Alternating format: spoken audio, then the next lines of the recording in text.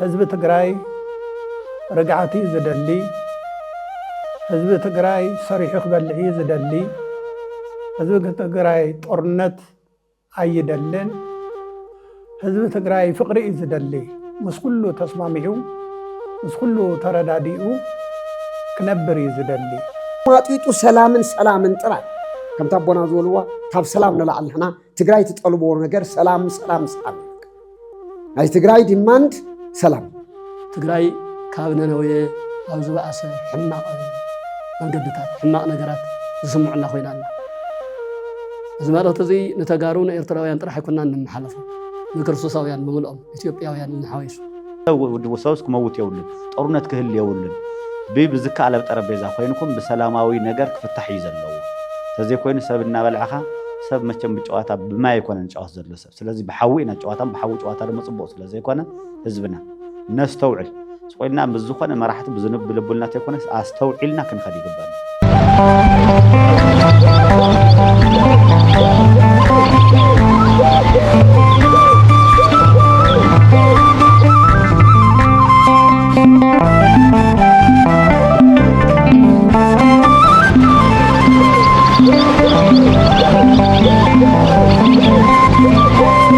በስመ አብ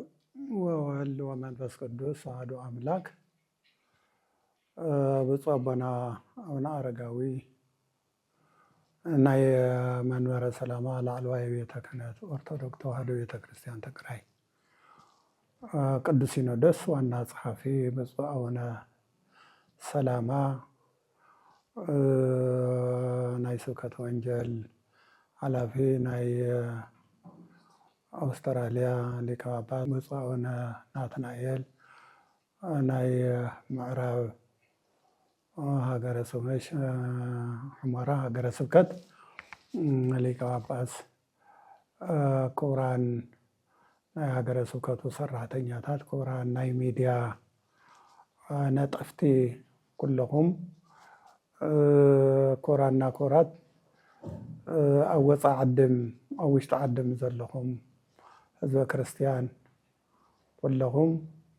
እንኳዕ ንበዓለ ጥምቀት ንበዓለ ልደቱ ጌታና ኢየሱስ ክርስቶስ ንበዓለ ልደቱ ንበዓለ ጥምቀቱ ንበዓለ አስተሪኦ 2018 ዓመተ ምህረት ተብጽሐና አብጽሐኩም ክንብል ንፈቱ ሞ ሙዝለ ማልቲ ያው እነማሐላልፎ ብዛዕባ ጾምና ሸውዓተ አጽዋማት ዝተመልከተ ከም ዘሎ ኮይኑ ጽባሕ ሶኒ 25 2018 ዓመተ ምህረት ነነዌ ሰባት ዝጾምዎ ናይ ነነዌ ሰባት ድሕነት ዝረኸብሉ ጾም አቦታትና ሐዋርያት ዝሰርዕዎ ምሸውዓተ አጽዋማት ሓደ ስሩዕ ኮይኑ እናተጾመ ዝመጸ ናይ ነነዌ ሰባት ካብ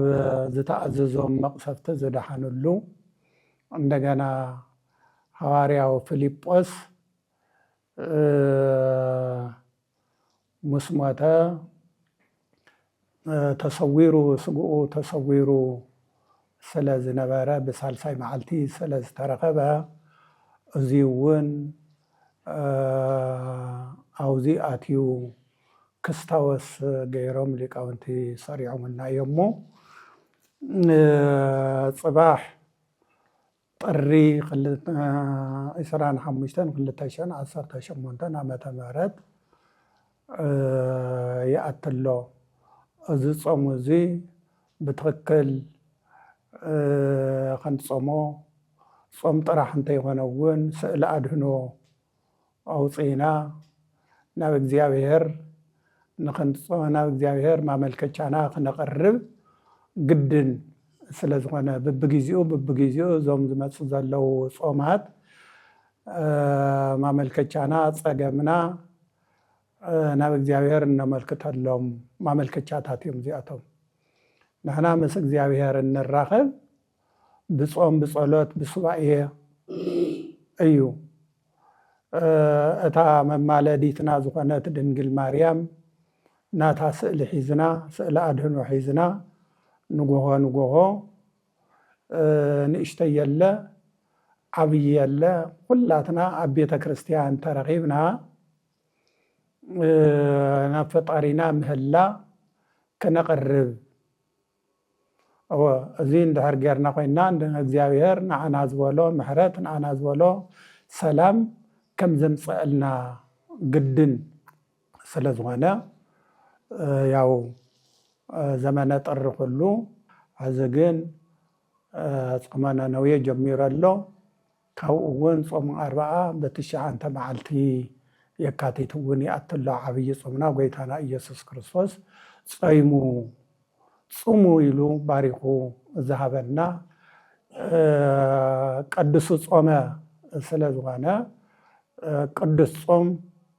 ሰውነትና ዝቅደሰሉ ንሕና እውን ምስ ፈጣሪና እንተዓረቀሉ እንራኸበሉ ካብ ፈጣሪና ምሕረት ቸርነት እንረኽበሉ ጉዳይ ስለ ዝኾነ ያው እዚ ጽባሕ ዝኣቲ ዘሎ ካብቶም 7 ኣጽዋማት ሓደ ተባሂሉ ተቆፂሩ እዩ ማለት እዩ እና ጽባሕ ኩላትና ኣብ ርሑቕም ንሃሊ ኣብ ቀረባም ንሃሊ ኣብ ወፃእም ንሃሊ ኣብ ውሽጢ ዓድም ንሃሊ እዚ ጾም እዚ ጾመ ነነዌ ናይ ክርስቲያን ናይ ኦርቶዶክስ ስለ ዝኾነ እዚ ጾምና እዚ ኣኽቢርና ብምህላ ንኽንጾሞ እናበልና ኢና ነመሓላልፍ ምስኡ ነመሓላልፎ እንደገና ሎሚ ንትግራይ ዘይጠቅም ንትግራይ ረብሓ ዘይህብ ህዝቢ ትግራይ ብሰላም ዘየደቅስ ኩነታት ንሰምዕ ኣለና ድሮናት ኣብ ዓድና ምድብዳብ ጀሚረን ኣለዋ ንብረት ይዕነ ኣለዋ ስለዚ እዚ ነገር እዚ እውን እግዚአብሔር ንኸርሕቐልና ግን ሰላም የድልየና ንኩላትና መራሕትና እውን ናብ ሰላም ንኽትመልሱልና በቤተ ክርስቲያን ስም ጸውዒትና ነቕርብ ህስሳ ለሰላም ወዴግና ነብዩ ዳዊት ከም ተናገሮ ንሰላም አልሽካ ተኸተላ ይዝበላ ህስሳ ምድላይ ጥራሕ እንተይኮነ ድለያ ደሊኻ መስረኸብካያ ደሞ ተኸተላ ኢኻ ሓልዋ ማለት እዩ ሓልዋ ጥቢቅካ ሓልዋ ማለት እዩ ስለዚ ሰላም ንህዝብና ዝጠቅም ሰላም ንህዝብና ዝጠቅም እርጋዕታ ንህዝብና ዝጠቅም ብሰላም ወፂኻ ብሰላም ምእታው ብሰላም ንህዝብና ዝጠቅም ሰሪሑ ከኣቲ ዳቦኡ ክበልዕ ደቁ ከምህር ደቁ ኣብ ቁም ነገር ከብፅሕ እዩ ዝምነ ህዝቢ ትግራይ ሰላም እዩ ዝደሊ ህዝቢ ትግራይ ርግዓት እዩ ዝደሊ ህዝቢ ትግራይ ሰሪሑ ክበልዕ እዩ ዝደሊ ህዝቢ ትግራይ ጦርነት ኣይደልን ህዝቢ ትግራይ ፍቅሪ እዩ ዝደሊ ምስ ኩሉ ተስማሚዑ ምስ ኩሉ ተረዳዲኡ ክነብር እዩ ዝደሊ ስለዚ እዚ ዝግበር ዘሎ እንሰምዖ ዘለና ብእዝንና እንሰምዖ ዘለና ግን ንህዝቢ ትግራይ ስለ ዘይጠቅም መራሕትና እውን ፖለቲከኛታት እውን ናብ ሓደ መፂኦም ኩሉ ግዜ እንናገሮ እዩ ኩሉ ግዜ እንልፍልፎ እዩ ናብ ሓደ መፂኦም ተተዛተኹም ናብ ሓደ መፂኦም ተተማኸርኩም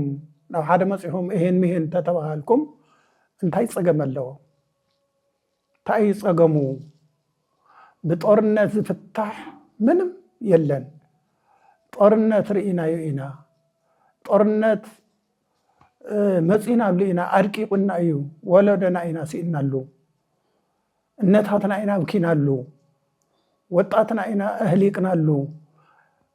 ፕሮጀክትታት ተሃኒጾም 27 ዓመት ዝተሃነጹ ህንፃታትና እዮም ዝዓነውሉ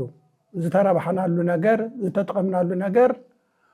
ብዝሓለፈ ጦርነት እዚ ተረቢሕና ኢና እዚ ተጠቂምና ኢና ንብሎ ነገር ሓደና ሓደ ስለዘየለ ሕዝውን በይዛኹም ኣብ ፀጋም ሃሉ ኣብ የማን ሃሉ ቅድሚትም ሃሉ ኣብ ድሕሪትም ሃሉ ስለ እግዚአብሔር ጦርነት ይአክል አገርገር ይአክል ንዓና አይጠቅመናን ንህዝብ ትግራይ አይጠቅምን ስለዚህ ከም ቤተ ክርስቲያን አቦታት ከምዃና መጠን እንታይ ኢና ክንገብር ዘለና ዳ ካብ ልመና ሓሊፍና ካብ ምምካር ሓሊፍና ተክንገብር ኣለና ስለዚህ ሰላም ንህዝብ ትግራይ ሰላም ሃውዎ ንህዝብ ትግራይ ሰላም ዓድልዎ ስለ እግዚአብሔር ንብለኩም ኣለና ስለ ሰማያዊ ንጉስ መራሕትና ናብ ልብኹም ተመለሱ መራሕትና ናብ ኣእምሮኹም ተመለሱ ንህዝብ ትግራይ ንዝወዱ ዝገበረ ንዝጓሉ ዝገበረ ንዘዕፅምቱ ዝኸስከሰ ንተደሙ ዘፍሰሰ ስለ እግዚአብሔር ኢልኩም ይቅረበልዎ بسلام بفقر دبسوه دبسو فقر يكون دبسو سلام يكون دبسو رقعات يكون يا أخلنا النتاتنا بخيان النتاتنا نبيين عبوتاتنا هزب تقراي رأسهم دفيهم يوم يأكل سلك زاويري لكم يأكل ስለዚህ ጻውዒትና ብዙ ዓይነት እዚ ነቅርብ ኣለና ጻውዒትና ሰሚዕኩም ተግባራዊ ነው ትገብርዎ ተስፋ ንገብር ኣብ በረኻ መወፂኻ ዳግም ኩናት ንዓና ንህዝቢ ትግራይ ንወለዶ ትግራይ ስለ ዘይጠቅም ስለ እግዚአብሔር ኢና ነማሕፅነኩም ኣለና نمحصنكم لنا كما بوتات متن عبوتاتنا نناغر زلنا سل እግዚአብሔርና አብየቱታና ድምጽና نسمع لنا يا اخلنا موت يا اخلنا سقاي يا اخلنا بدوران مدبداب يا اخلنا طميت يا اخلنا يلقونس أتم تفناق إلهم زلوا حزبنا بسلام بيهن مهن تتملسوا إذ حشنا ذل عالم مسوائتنا خفلنا ذل عالم عصمتنا نخسكسنا دمنا نفسسنا عددا أمرا عددا أراويتنا خلنا كنبر أي قبائن ስለ እግዚአብሔርና ናብ ኣእምሮና ንመለስ ጻውዒተይ ብዙ ከቅርብ ኣለኹ ወስብሃት ለእግዚአብሔር ብፁዕ ኣቦና ኣቡነ መርሃ ክርስቶስ ናይ መንበርና መንበረ ፓትርያርክ ጠቅላይ ቤተ ክህነት መንበረ ሰላማ ዋና መካየዲ ስራሕ ብፁዕ ኣቦና ኣቡነ አረጋዊ ናይ ቅዱስ ሲኖዶስ ኦርቶዶክስ ተዋህዶ ቤተክርስቲያን ትግራይ ዋና ጸሐፊ ብፁዕ ኣቦና ኣቡነ ናትናኤል ናይ ምዕራብ ትግራይ ሕሞራ ሃገረ ስብከት ብሳና ዝተረኸብኩም ሰብ ሚድያ ኩርሓውና መልካ ኢላፍ ኣብ ቀረባን ኣብ ርሑቕን ኮይንኩም እዚ ናይ ቦታትና ናይ ኣቦና ዝተመሓላለፈ መልእኽቲ حزون تابوتاتنا زغزل زلو ملختي تسمع زلهم وجناتنا اتملختي بصوبنا بسفحو تناجروا له كم تستبحله صباحنا نجمر زلنا زعبي صوم زيو مالت صومنا نوي كمل بقس كيرنا خريوس قبا بصوبنا بسفحو ناب زمرحو زلو أب حلاف الناس زلو أب يماني هالو بسقام مبرحوي هالو قربا قوروز قبا نايبونت ناي كلنا ملخت محالفهم اللو من علبات زعب درزي أتتقيمة أنا ما خبرز قبا إن نجر بصوبنا لك ناي زمننا ناي بزحدش كيدان تري خلنا نحدش كيدان كم يوناس جرنا هنوصل نخيل بالزمن زيو ناشعو نبي يوناس مسب ننوي برتو أملاخ زعززو 5 تزاربه لمون كعد ما أب مكرا وش نزلنا حزبي ويم دما نزلا هاجرة تجراي يلون حاويس ملو إثيوبيا نزل حزبي أما كراس لزلو نزم كرازيو نخد زم كرازيو تاو كلنا نخطف مو እግዚአብሔር ገጽ ምሕረትኩም ልሰልና እዩ ትመልእክትና ኢሎም በሐዲስ ኪዳን ዘለና ቦታትኩም ከዓ እሶም ጪናሎሚ መልእክት ዝመሓለፍ ዘሎ ሓንቲ ጥቕሲ ክጠቅስ ሞትን ቢተ ዮናስ ኣብ ምዕራፍ 3 ዘሎ ኃይለ ቃል ወአምኑ ወይ በተአመኑ ሰብአን ነው በቃለ እግዚአብሔር ወሰበኩ ጾመ ወለውሱ ሰቀ أبيوم ونأسوم ونبر واستحمد ويستحمد زبل قالم زي نايوناس سبكت مستسمع ننوي بسلسة معلت خطف يعني حدث هذه أتهم زبل دمس مستسمع تعابي تقبلاينت نايت حزبنا نوي خميكا مستقبلو إنا نري زلنا لو قلنا يبوتاتنا ملختي انت دبر حق ذلكم انت دبر قربات ذلكم انت دم مريحنا زلهم انت دم ابت مريحنا زلنا كلنا تابوتاتنا ملختين دحر كم زحي سبنا نوي استقبلوا باغبابو مخر ولدنا ناي እግዚአብሔር ቃል ይልና ክንሰምዖ ይግበና لك حماتهم ناب እግዚአብሔር ክንመለሰላ ዝግበአና ሰዓት ያነ ናይ ሰብና ነውየ ጾም ናይ ሎሚ ለብዘበን ከም ዓሚ ወይ ከም ቅድማ ዓሚ ገር ወይ ዓሚን ቅድማ ዓሚን 5 ዓመት ኳ ተመሳሰላ እዩ ከም ትቅድሚ ዝነበረ ولا خم عامل كن ما عامل كن سموي على النايلة عم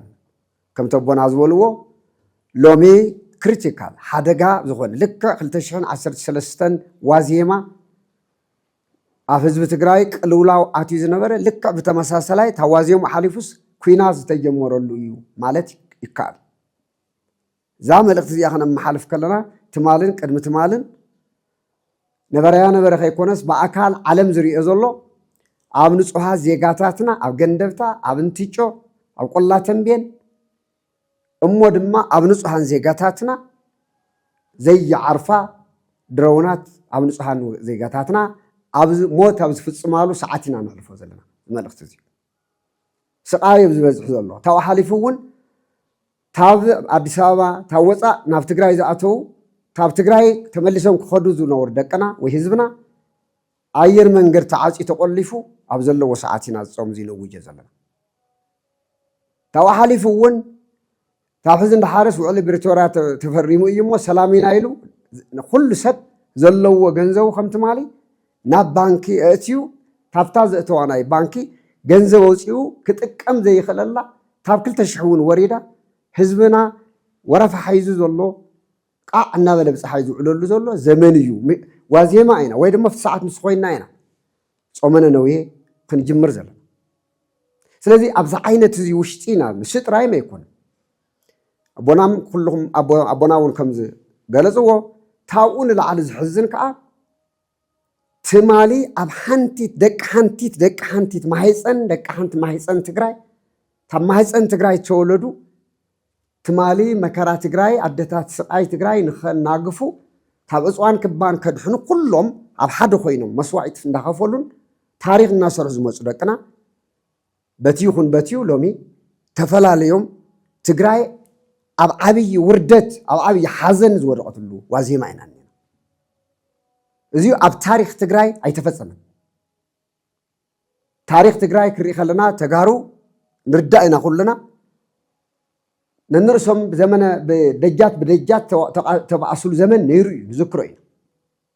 ነገር ግን ከም ለብ ዘመን ግን ኣይኮነ ከም ለሙ ግን ኣይኮነ እንታይ ዝፈልዮ እንተይልና ቶም ቀደም ትግራዋይ ምስ ትግራይ ሓቢሮም ኣብ ውሽጢ ትግራይ ኮይኖም ነንርሶም ዳ እምበር ካሊእ ናብ ካሊእ ዝተፀጉዕሉ ወይ ደሞ ዝኸዱሉ ነገር እዩ ሎሚ ግን ክልተ ኣሕዋት ትማል ሓደ ዝነበሩ ደቅና ንጹሓን ኣብ ፖለቲካ የለው ኣብ ገለ የለው ደቂ ሓረስቶት ወለዶም ኣብ ቴንዳ ዘለው ናይ ክልቲኦም ደቂ ወለድሲ ኣብ ቴንዳ ረኺብና ኢና ኣብ ነፃ መሬት ኣለኹ ዝብል ተቃላሳይ ዝብል ዘለውን ኣብ ትግራይ ኮይኑ ዝቃለስ ዘለውን ክልቲኦም ሲ ወለዶም ኣብ ቴንዳ ውሽጢ ሰቀየሉ እዚኣቶም ክልቲኦም ብፀወቦና ዝቃተሉ ዘለዎ ሰዓት እዚኡ ኣዝዩ መሕመሚ እዩ ንዓና ኣብ ሰዓት እዚ ክንእውጆ ከለና ዝፆም እዚ እንዳሓሰብና እዚኡ ብካሊእ ፀላእ ዝመፀካ እኮ ቀሊል እዩ ትምክቶ ኢኻ ሓው ምስ ሓው ኣካል ምስ ኣካል የማናይን ፀጋማይን ዝዋቅዕሉ ሰዓት ስለ ዘሎ ናይ ፆመነ ነው መልእኽትና ከም ዓምን ቅድሚ ዓምን ከይኮነስ ኩልና ልክ ከም ሰብነ ነው ኣብ ሓመድ ወዲቕና ስቃይ ህዝብና እናረአና ንኸደሉ ክኸውን ይግባእ እዚ ኩልና ኣትኪርና ክንፅሊ ይግባእ ትዋና ደመታው ዘሊሉ ንክልቲኡ ኣካል ኢና ክንሕልፈሉ ዝግባእ ናይ ኢትዮጵያ መንግስቲ እውን ናይ ትግራይ ዘሎ ግዚያዊ መንግስትም ውዕል ፕሪቶሪያ ዝፈፀሙ ዞም ክልተ ሓይልታት እዚኣቶም ክነመሓልፈሎም ዝግበአና መልእኽቲ እኒሄ ናይ ትግራይ ሰላም ኮነ ማለት ኢትዮጵያ ሰላም ኮነት ማለት እዩ ኢትዮጵያ ሰላም ኮነት ጥራይ ማለት ደግሞ ቀርና ኣፍሪካ ሙሉእ ሰላም ኮነ ማለት እዩ ርኢናዮ ኢና ትግራይ 5 ዓመት ኣብ ቀልላው ነራ ትግራይ ኢትዮጵያ ግን ሰላም ይረኸበት ስለዚህ ንትግራይ ሰላም መፍታሕ ምምፃእ ማለት ናይ ኢትዮጵያ መንግስቲ ተኣንኮ ዝኾነት መፍትሒ ተጠቂሙ ዓለም እውን ዝብላ ዘሎ ዩናይትድ ኔሽንስ ዝብላ ዘሎ ሕቡራት መንግስታት ዝብልዋ ዘሎ ኣውሮፓ ሕብረት ዝብላ ዘሎ ኣፍሪካ ሕብረት እውን ዝብላ ዘሎ ናይ ካልእ እውን ዝዛረብዎ ዘለው መድሕን ህዝቢ ትግራይ ውዕል ፕሪቶሪያ ክፍፀመሎ እያ እዚኣ እንተ ኮይና ሰላም ክመፅእ ዝበሃል ስለ ዝኾነ ናይ ኢትዮጵያ መንግስቲ እውን ናብ ቀልቡ ተመሊሱ ከም ትማሊ ኣብ ልዕሊ ንጹሃን ከምዚ ዓይነት ዝበለ ምፍፃም ጠጠው ክብል ኣብ ትግራይ ዝኒሄ መንግስቲ ግዚያዊ መንግስቲ እውን እዚኣ ሓይዙ ክሰርሕ ምስ ውዕል ፕሪቶሪያ ዝፈረመ ኣካል ዘሎ ናይ ሕወሓት እውን እዚኣ ኣትኪሩ ክሰርሕ ኣማጢጡ ሰላምን ጥራይ ከምታ ኣቦና ዝበልዋ ካብ ሰላም ንላዕሊ ንሕና ትግራይ ትጠልቦ ነገር ሰላም እዩ ናይ ትግራይ ዲማንድ ሰላም እዚኣ ኩልና እንዳሓሰብና ሓመድ ለቢስና ንህዝብና ክነምፅእ ንኽእል ናብ ሰላም ክነምፅእ ናብ እግዚኣብሔር ንመለስ ናይ ነነዌ ኣምላኽና ንኣምላኽ ክሰምዐና እዩ ዝብል መልእኽቲ ኣለና ክብረት ይሃበለይ ብፀቦና በስመ አብ ወወልድ ወመንፈስ ቅዱስ አሐዱ አምላክ ብፁዓን አቦታትና አቡነ መርሃ ክርስቶስ አቡነ ሰላማ አቡነ አረጋዊ ክቡራን ኣብዚ ቅዱስ መንበር ዓሲልኩም ትነብሩ ኦርቶዶክሳውያን በቢ ማዕርኩም ከምኡ እውን ኣብ ደገነ ውሽጥን ኮይንኩም ብፍላይ በዚ ልሳን ትግራይ ትከታተሉና ተጋሩን ኤርትራውያንን ኢሉ እውን መላእ ኢትዮጵያውያን መላእ ክርስቶሳውያን ብሓቂ ኣብዚ ሰዓት እዚ ኮይና እንትንናገር ካብ መጠን ንላዕሊ እናሓዘና እናሰጋእና ውሽጥና እናተሰበረ ኣብ ቦታትና ይኹን ኣብ ዕድመና ርኢናዮ ዘይንፈልጥ ነገር እናረኣና ንምንጋሩ ዘሕፍር ሰብ ሰሪሑ ተንቀሳቂሱ ክነብረሉ ኣብ ዘይኽእሉ ሰዓት በፂሕና ብዙሓት ወለድና ብዙሓት ኣሕዋትና ብዙሓት ደቅና ኣብ ቴንዳ ውሽጢ እናነበሩ ኣብ ኬንዳ ውሽጢ ምንባር ጥራሕ ዘይኮነስ ብዝብእ እናተበልዑ ብኣራዊት እናተነኸሱ ጥምየቶም ከይኣኽሎም ሕማሞም ከይኣኽሎም ቀለብ ኣራዊት ኣብ ዝኾነሉ ኣብ ልዕሊ እዚ እውን ከምቲ ብብፁዓን ኣቦታተይ እናተናገረ ዝፀንሐ ኣብዚ ሰዓት እዚ ኣብ ልዕሊ ትግራይ ድሮናት መፅአን ብለይትን ብቐትርን ዝጭፍጭፋሉ ምንም ነገር ኣብዚ የለ ኣብ ዝተወሰነ ወሰና ወሰን استفتر نجارات كم زلون سمع لنا أنت زير أناون أما خلت جرايجن بنانا بربرة أسويزا أو زعنا مخاين بدورن أوزد ودبالو المخاين راح تكونت شفرات هيكريه بهوتهم زحل فلو ساعات كوينا كل جزيون حداقو زول مخري مسمع عن بركة وحلفنا ون عقمنا وصل زي فكت جند زنا جرزي تداقا بمن نجارنا نحفرنا نحزننا نسجنا نجارنا جري قال هو تسعلنا ولدنا بزقبات ملأتي عم حليفهم ويا أجر جند بسمع كليته وسلستو يقوم نجار كم زبلا قدس مصحف تبوتاتنا زبلوا حقي ردوا أمريز الله خناتات مخانو خلاتنا ببي እግዚአብሔር ዘሃበና አንደበት ክንገልጾ ስለዝግባ ይንበር ዘይተነገረ ነገር ሀልዮ ይኮነን እሞ ካብ ጽባሕ ጀሚሩ እንጾሞ ዘለና ጾምነ ነው የጾመነ ነው የተባህሉ ካፍቶም ሸውዓተ አጽዋማት ሓደ ዝኾነ ጾምና ዝቀደሙ ወለድና ተጠቂመምሉ ተራቢሐምሉ ድሒነምሉ ሰማነ ነው ካሞት ካመቅሰፍት እግዚአብሔር ነፃ ዝወፅሉ እዩ ካው መለሽ ናውዚ ዘሎ ብፍላይ በሐድሽ ኪዳን እውን ካፍቶም ሸውዓተ ወሰንተ ዝኾኑ ናይ አዋጅ አጽዋማት እቲ ሓንቲ ጾመነ ነው ተባሂላ ትፍለጥ አጥይቆም ዝጾምዋ ዝጽልዩላ ምስ አምላኽ ዝራኸቡላ ጾመነ ነው እያ ስለዚ ጾምነ ነው እንትንብል ነነው የዝባህል ዓዲ መልዓልና ጥራሕ አይኮነን ጾም ክርስቲያን ጾም ኦርቶዶክሳውያን ይኹም ትብጾበናው ነመራ ክርስቶስ ተናገርዎ መስሊ ተታሒዙ ካብነ ነው ንሕና እንታይ ክንምሃል ንኽእል ፍላይ ብጾም ሰላማ ዝግባ ጥስጠይሶም ነነው እንታይ እዮም ገይሮም ከመይ ድሒኖም ትዝድሓኑሉ መንገዲ ደሞ ተእንኮ መልእኽቲ እግዚአብሔር ቢዮናስ አቢሉ እንትመጾም እቲ መልእኽቲ ምስማዖም إذا بسعى እንዲያውም ተናጋሪ ብዙሕ ተሰአነሉ ጊዜ ይኮነን ሰማዒ ዝሓፀረሉ ጊዜ እዩ መጽሐፍና ኩን ፍጡነ ለሰሚ ወጉንዲ ለአውሶ ቃል ንምስማዕ ፈጣን ድልው ኩን ንምንጋር ግን ተረጋግኻ ተዓጊስካ ቀሲልካ ተናገር አውዝ ብለሉ መጽሐፍና ንሕና ግን ንምንጋር እምበር ንምትግባር ንምስማዕ ድልዋስ ዘይ ምዃና ኣብ ልዕለና ዝበፅሕ ዘሎ ነገር ንሪኦ ንሰምዖና ኣለና ኣብ ማቴዎስ ወንጌል ምዕራፍ 12 ቁፅሪ 38 እስካብ 43 ዘሎ ነገር ተነዩና ሰብአ ነነዌ ሰብ ነነዌ ከመይ ከም ዝተጠቐሙ ንሕና እውን ከመይ ክንጥቀም ከም ንኽእል ብደንቢ ቁልጭ ኣቢሉ ኣርዩና ኣሎ ሰብአ ነነዌ ትነስኡ ዓመለተ ደይን ወይ ትፋተዋ ለዛቲ ትውልድ ወይ ኣስተሃፍርዋ ሰብ ነነዌ ኣብ ጊዜ ፍርዲ ኣብ ናይ መጨረሻ ኣብ ናይ መከራ ጊዜ ኣብ ናይ ፍርዲ ጊዜ ከለዓሉ እዮም ንዛ ወለዶ እዚኣ ድማ ከሕፍርዋ እዮም ክፋረድዋ እዮም ንምንታይ እስመ ነስሑ በስብከተ ዮናስ ንሳቶም ዝቀደመ ህይወቶም እኳ ብብዙሕ መልክዑ ዝተበላሸወ ዝተጨማለቐ ንህይወቶም ኣብ ዘይነብሕ ኩነታት ይነብሩን ይንቀሳቀሱን ተነበሩ ነገር ግን ስብከተ ዮናስ ሰሚዖም ቀልጢፎም ወዓል ሕደር ብዘይብሉ ስለተመለሱ ኣብ ዕለተ ፍርድስ ንዛ ወለዶ እዚኣ ክፋረድዋ እዮም ኢሉ ክርስቶስ ቃል ብቃል ጠቂስዋ ንምንታይ እዮም ፈረድቲ ኮይኖም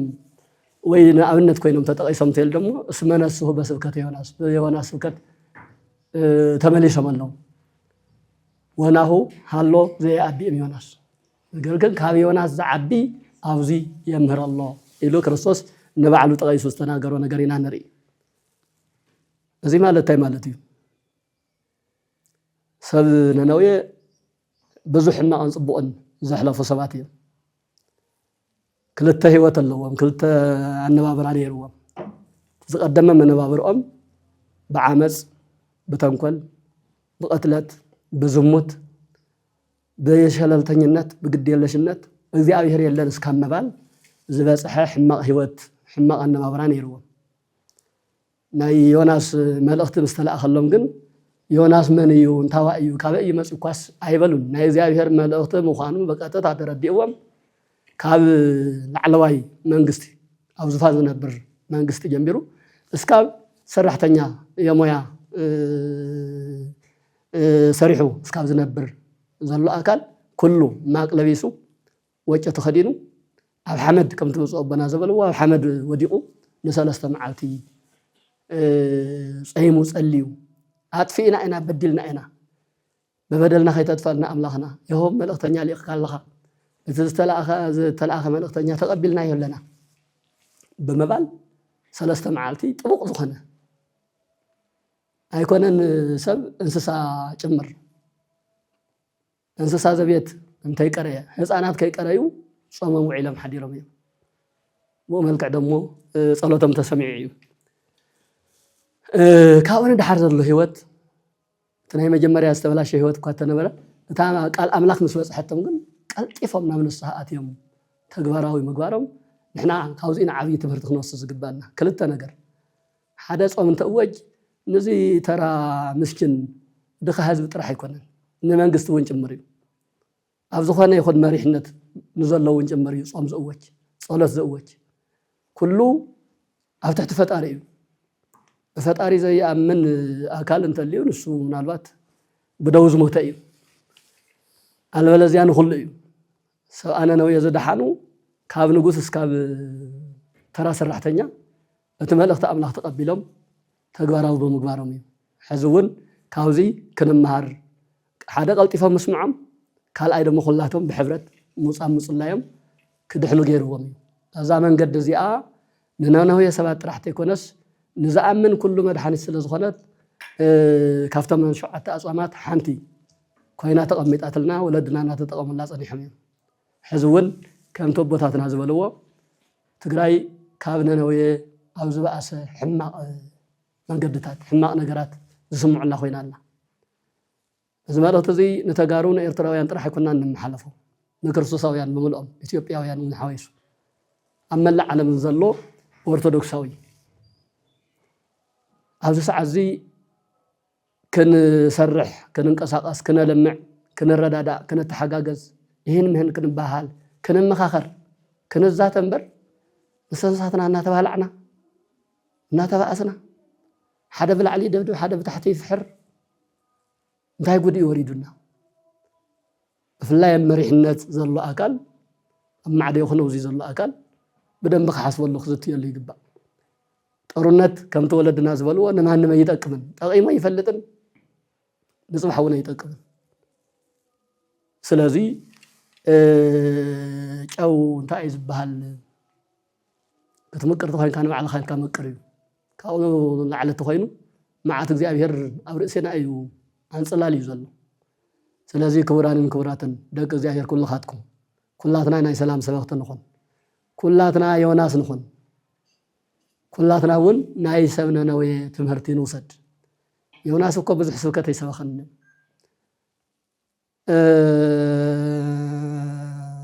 ምድረ ነነዌ ትትገፈታ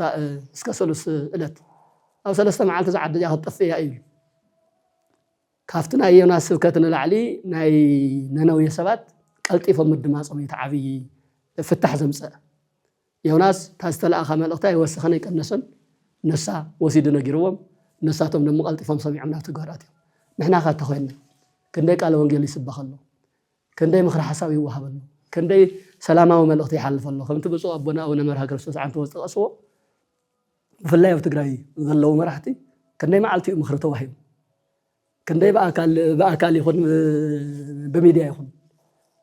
ክንደይ ልመና ኣብ ቦታትና ክንደይ ተመላሊሶም ግን ሰማዕ ኣይተረኸበን ሰማዕ በዘይምርካቡ ድማ ዝሕዝን ንሪኦ ንሰምዖም ዘለና ይኸውን ኣሎ ይገድድ ኣሎ ስለዚ እቲ ዝሓለፈ ሓሊፍ ኣሎ ይኣክል ኢሎምና ኣለና ኣቦና ናይ ኣቦና ቃል ሰሚዕና ንሕና እውን ይኣክል ኢና ንብል እንተዘይኮይኑ ግን ይታንከር ዘንተ ዘይብእስ ኣሎ እዩ እሞ ክቡራንን ክቡራትን በዚ መሰረት ጌርና ዓድና ዘላ ትልቁ ልውላውን መከራን ፀበባን ቀለብ ኣራዊት ምዃንን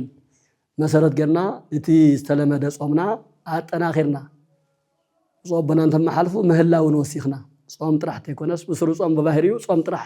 ተኣውዮ ይፈልጥን ቀድሱ ጾም ወሰበኩም ምህላ ይዝብል ናይ ጾም መዓልቲ ፈለዩ ቀድሱ ምህላውን ወስኽሉ ምህላ ሓዊስካ እሞ ተምህለላ ብፍላይ ኣብያተ ክርስቲያናት ኣብ ገጠር ይኹን ኣብ ከተማ ዘለዋ ኣብያተ ክርስቲያናት ብፍላይ ኣብ ትግራይ ዘለዋ ስእለ ኣድህኖ ብምሓዝ ኣብ ኣውደ ምህረት ብምውፃእ ስርዓተ ምህላ ብምክያድ ስብከተ ወንጌል ብምውሳኽ እዛ 3 መዓልቲ ዓባይ ጾም ዓባይ ናይ ጸሎትን ናይ ምህላን ግዜ ክንገብራ ኣቦታትና ቃሎም ይሕልፈለው እሕና እውን እሱ ተቐቢልና ክንሰርሖ ሓደራ ዝብል መልእኽቲ ኣለኒ ወስብሐት ለእግዚአብሔር። በስመ አብ ወወልድ ወመንፈስ ቅዱስ አሐዱ አምላክ አሜን። ብፁዕ ወላዲና ብፁዕ አቡነ መርሃ ክርስቶስ፣ ብፁዕ አቡነ አቡነ ሰላማ፣ ብፁዕ አቡነ አቡነ ናትናኤል፣ ክቡር መጋቢ አእላፍ ለስላሴ ከምኡ ድማ ናይ ቤተክርስትያንና ውላድ ቤተክርስትያንና ዝኾንኩም ሚድያታት ጥበብ ብርሃን፣ ፍኖተ ብርሃን፣ ጽላት፣ አብረክሲስ ኣብዚ ዘለኹም ደቅና ናይ ቤተክርስትያን ኣብ መላእ ዓለም ዘለኹም ናይ ኦርቶዶክስ ተዋህዶ ቤተክርስትያን ኣብ ውሽጥን ኣብ ወፃኢ ዘለኹም ሞቲ ሕዚ